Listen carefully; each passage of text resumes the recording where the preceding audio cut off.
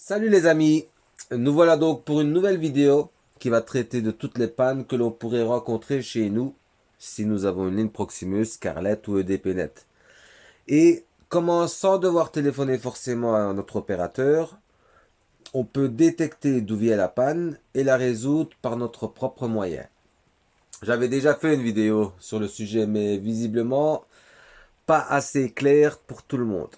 Donc, je pense qu'avec cette nouvelle vidéo, tout sera on ne peut plus clair.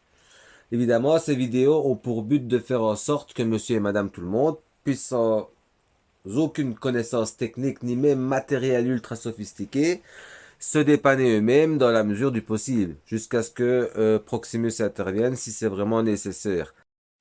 Alors, petite présentation ici du matériel installé dans le petit atelier que j'ai créé spécialement pour vous, avec le matériel qui est souvent installé chez vous. On a à droite la prise d'arrivée de Proximus, c'est-à-dire on appelle ça la boîte d'introduction ou la prise, vous appelez ça comme vous voulez, sur lequel le câble de la rue entre directement. Elle est normalement obligatoire dans la cave ou dans le garage, mais il arrive souvent qu'on la trouve directement dans la pièce où est branché le modem. Au milieu, j'ai créé un petit salon avec une prise double RJ11 sur laquelle on peut brancher sur un des ports Internet, pour autant que le raccordement soit fait en fonction de ça. Et sur le deuxième port, le téléphone fixe par exemple. Et j'ai mis une seconde prise téléphone classique, je dirais ancienne génération à côté, au cas où c'est ce type de prise téléphone que vous avez chez vous. Sur lequel on a branché donc un modem et sur lequel on pourrait brancher aussi un téléphone, mais je n'en ai pas mis moi. Et alors à gauche, on a créé un petit bureau sur lequel il y a juste le téléphone. Donc, comme vous pouvez le voir ici, tout fonctionne correctement. C'est-à-dire que j'ai un téléphone qui fonctionne parce que j'ai une tonalité. J'ai mon modem qui est bien synchro avec toutes les LED qui sont allumées. Et on va se mettre en situation et je vais créer une panne qui sera ici notre cas.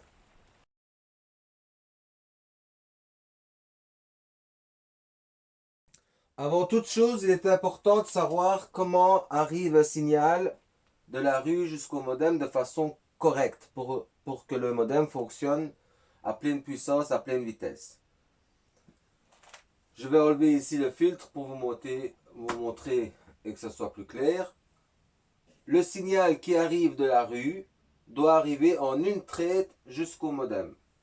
Si le signal est recoupé entre la prise qui est dans le salon et la prise qui est dans le garage, par d'autres prises, etc., le signal risque d'être dégradé.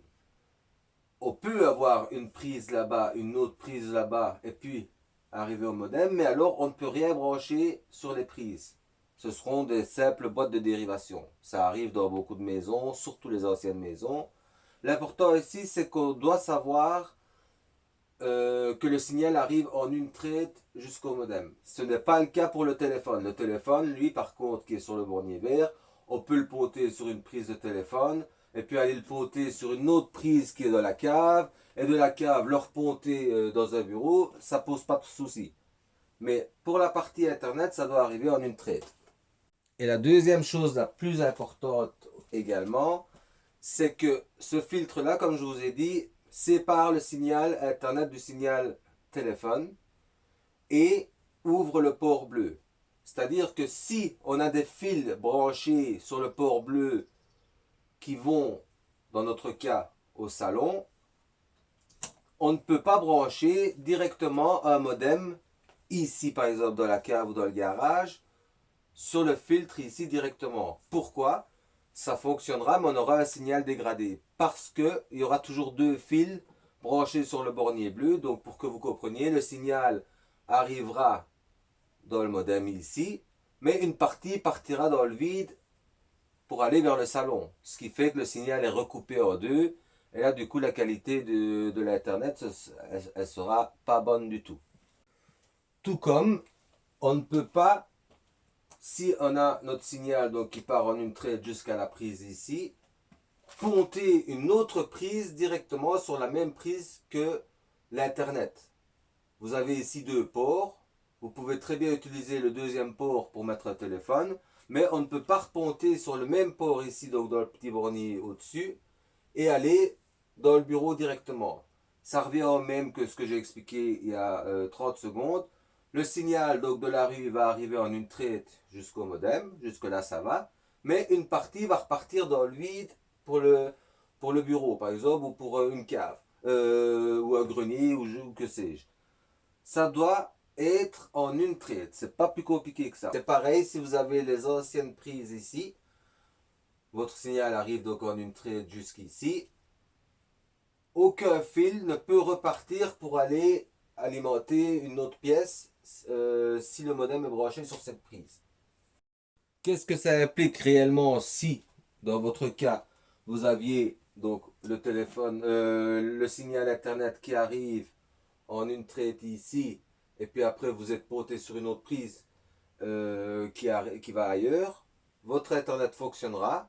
Si à la base vous aviez normalement une vitesse prévue à votre adresse, j'invente, de 70 MB, vous risquez de retomber à du 9 MB d'office.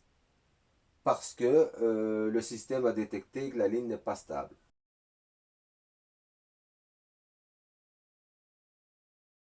J'ai le téléphone qui fonctionne encore partout. On parle ici d'une ligne analogique, c'est-à-dire que le téléphone est branché sur les prises de téléphone. Pas une ligne VoIP, donc Voice over IP, qui elle serait branchée sur un modem, derrière le modem. Donc j'ai le téléphone fixe qui fonctionne toujours bien partout, mais je n'ai plus d'internet. Comme vous le voyez ici, le modem clignote. Que dois-je faire? On prend tout simplement notre téléphone fixe qui lui fonctionne, on le débranche du bureau et on va aller le brancher à la place du modem, tout simplement. Et je rallume mon téléphone.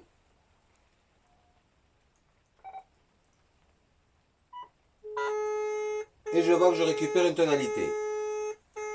Donc dans ce cas de figure, il y a trois causes possibles au fait que le modem ne synchronise plus. Soit c'est le câble de téléphone ici qui relie le modem qui ne fonctionne plus. Soit c'est le modem en lui-même qui ne fonctionne plus. Soit c'est la carte qui est dans la borne en dehors de votre maison ou dans la rue qui ne délivre plus un signal qui ferait fonctionner l'Internet. Mais à ce moment-là, c'est plus votre problème. Vous êtes obligé de téléphoner à Proximus. Et c'est Proximus qui doit aller remplacer la carte, en tout cas régler le problème. Dans ce cas, vous n'avez que deux choses à faire. La première est de changer le câble de téléphone ici, pour être sûr que ce n'est pas lui qui fait en sorte que le signal n'arrive plus jusqu'au modem. Et la deuxième chose, qui une fois sur trois règle le problème aussi, c'est de faire un reset du modem. Un reset, c'est-à-dire que vous prenez un cure-dent et vous allez ici, à côté du petit port bleu, vous avez un petit trou. Vous mettez votre cure-dent dedans pendant 15 à 20 secondes. Toutes les lampes ici vont s'allumer, vous relâchez. À ce moment-là, le modem va redémarrer et va refaire sa synchronisation comme la toute première fois où on est venu vous l'installer. Si après le redémarrage, dans les 5 à 6 minutes, la lampe ici continue à clignoter, c'est que c'est votre modem qui ne fonctionne plus ou c'est la carte à la borne qui est défectueuse, mais dans tous les cas, vous êtes obligé de téléphoner à Proximus et c'est eux qui doivent venir régler le problème. Ce n'est pas quelque chose que vous pourrez régler vous-même, sauf si vous avez un modem qui traîne chez vous qui fonctionne. Ben, tant mieux, je vais dire. Mais sinon, dans tous les cas, vous êtes obligé de téléphoner à Proximus. Si par contre, vous aviez remplacé le câble et vous aviez attendu donc 2 à 3 minutes une fois qu'on remplace le câble et que la lampe ne clignote plus, ben, tant mieux, le problème est réglé, c'est que c'était votre câble ici qui était foutu, et voilà.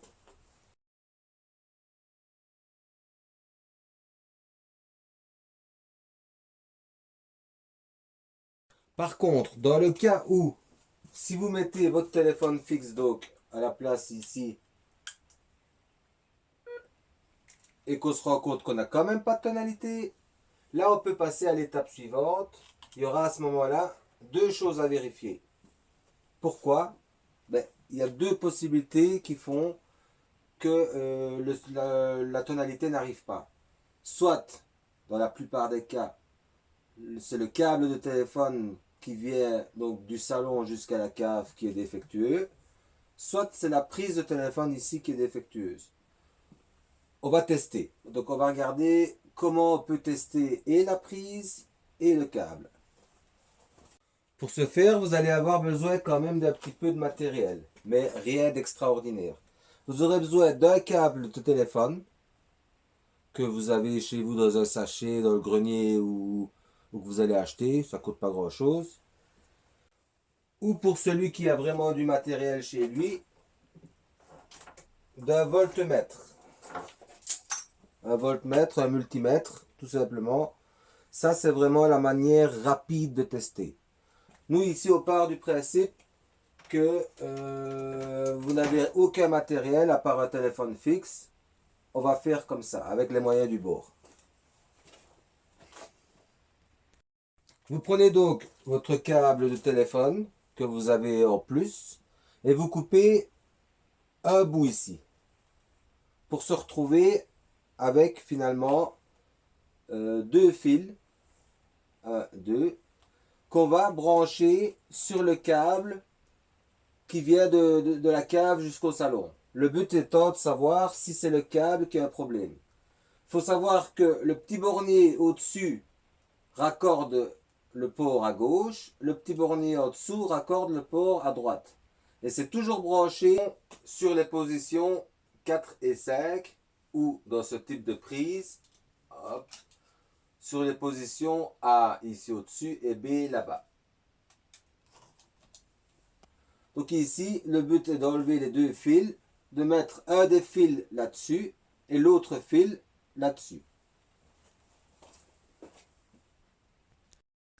Voilà, comme ceci. Donc là, j'ai un fil qui est branché sur un fil qui part à la cave et le second fil qui est branché sur le second fil. Jusque là, rien de sorcier.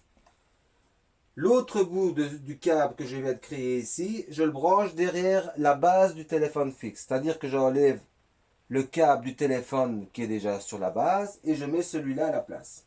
Et après ça, je rallume mon téléphone.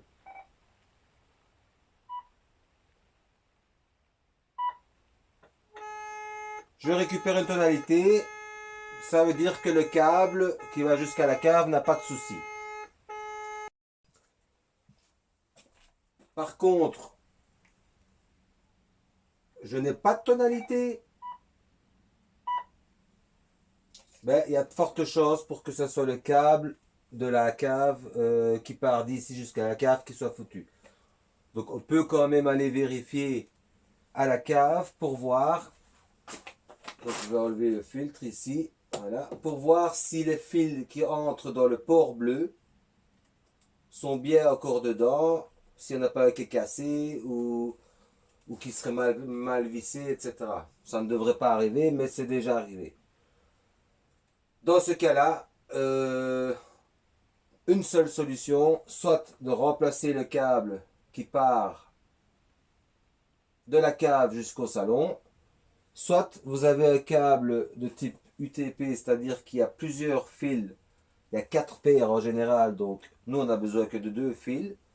Ben, dans ce cas-ci, vous prenez 2 autres fils d'une autre couleur, par exemple brun et blanc, et vous allez ici sur le port bleu, rebrancher, donc vous enlevez les 2 fils qui sont là, et brancher le brun et blanc à la place. Si après avoir fait ça, forcément vous remettez d'abord le filtre, parce que sans ce filtre-là, le signal qui vient de la rue ne passe pas dans le port bleu. C'est en mettant ce filtre qui va séparer la partie téléphonie de la partie internet, va faire en sorte qu'une fois que le filtre est mis, le signal peut continuer son chemin dans le port bleu qui lui va aller alimenter le modem. Donc vous changez, comme j'ai dit, les fils, vous remettez votre filtre ici et vous regardez si vous avez une tonalité. Si vous récupérez une tonalité, tant mieux, c'est que c'était deux fils qui étaient foutus. Vous en avez deux de rechange, vous rebranchez tout sur le 4L5 ici au-dessus. Vous refermez votre prise, vous rebranchez votre modem et normalement la synchro revient et le tour est joué. Il n'y a pas besoin de sonner à Proximus. Alors oui, j'entends aussi dire déjà, oui mais non, il est possible que si je n'ai plus de tonalité sur mon câble qui arrive dans le salon, ça peut être à cause du filtre. Oui, c'est possible, mais c'est très rare et dans la plupart du temps, un filtre qui est foutu fera plutôt en sorte de bloquer le signal téléphonique, donc qui partirait du port vert, mais fera quand même fonctionner l'Internet. Peut-être avec une moins bonne qualité, mais il fera fonctionner Internet. C'est plutôt un problème mécanique qui se passe là-dedans, je ne vais pas rentrer dans les détails, mais oui, vous avez raison, c'est possible, mais c'est assez rare. Comment savoir si le filtre est foutu? Ben, j'ai mis ici un filtre qui ne fonctionne plus correctement. Je mets mon téléphone dessus.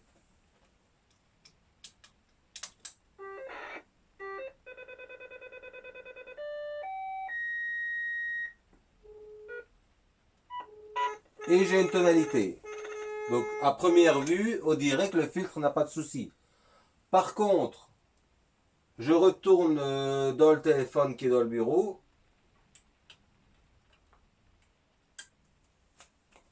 Et je n'ai pas de tonalité. Donc il y a un problème dans le filtre. Je vais, je sais pas moi, ici directement sur la prise du garage. Toujours pas de tonalité. Donc réellement le problème qui est dans le filtre vient bloquer le bornier vert. J'enlève mon filtre qui est défectueux. Je remets mon téléphone et je récupère ma tonalité. Donc là on a un filtre qui est défectueux que je remets. Mais vous allez voir en avance rapide que dans les 2 minutes, la lampe va s'arrêter de clignoter et l'internet sera toujours là. Pourtant le téléphone ne fonctionnera pas. Je vais même plus loin. Je branche mon téléphone pour vous démontrer qu'avec un filtre défectueux, donc on n'a plus de tonalité là-bas, là-bas. Je débranche le câble qui va au modem, qui lui est Internet finalement. Je branche mon téléphone fixe dessus. Et pourtant là je récupère bien une tonalité.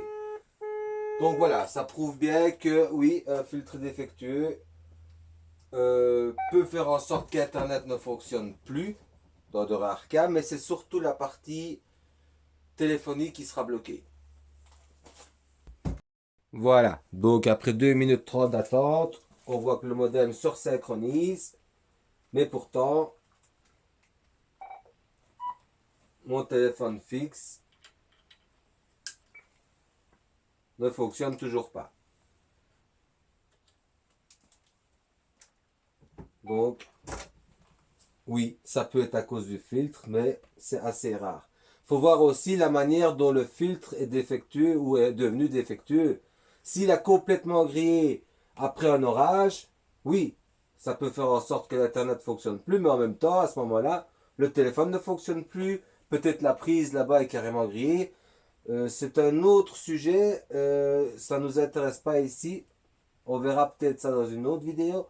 Mais ici, comme je dis, un filtre défectueux peut faire en sorte que l'Internet ne fonctionne plus, dans des cas très rares, mais c'est plutôt la partie téléphone qui ne fonctionnera plus. Voilà, voilà. Et bien voilà, les amis, nous voilà à la fin de cette vidéo. J'espère que ça vous aidera si vous avez une panne d'Internet un jour chez vous, pour pouvoir la régler vous-même. Et je vous retrouve prochainement dans une autre vidéo qui lui traitera j'ai toujours Internet chez moi, mais je n'ai plus de téléphone. Le principe reste le même, mais une petite vidéo fera toujours plaisir à ceux qui ne comprennent pas tout de suite comment ça fonctionne. Voilà, une bonne journée. N'hésitez pas, un petit pouce bleu, comme je répète, c'est toujours bien. Et vous pouvez aussi vous abonner si vous voulez être averti directement des prochaines vidéos. Bonne journée à tous!